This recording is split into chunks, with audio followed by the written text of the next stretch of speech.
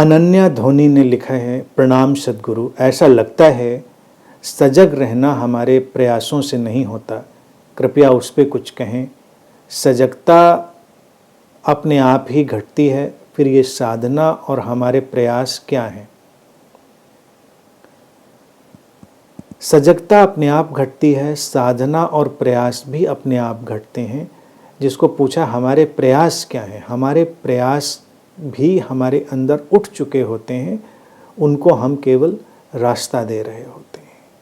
प्रयास भी घट रहे हैं। अब जैसे जितने भी लोग इस समय मुझे सुनने के लिए इस समय बैठ गए, तो उनके अंदर एक प्रयास उठा, सुनने की तत्परता उठी, और वो सहज है। इस सहज उठे प्रयास के परिणाम से एक सहज सजगता घट जाएगी। तो जो पूछा है साधना और हमारे प्रयास क्या हैं, वो उस अस्तित्व के लयबद्धता के हिस्से हैं।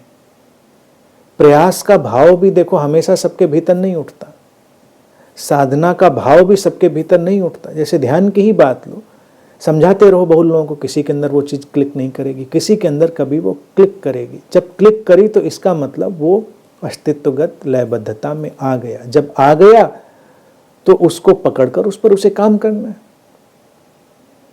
यही प्रयास की महत्ता है। बाकी प्रयास हम एक्स्ट्रा लेकर आते हैं, ऐसा नहीं होता है कि हम कोई अतिरिक्त प्रयास लेकर आते हैं। अतिरिक्त प्रयास हम नहीं लाते।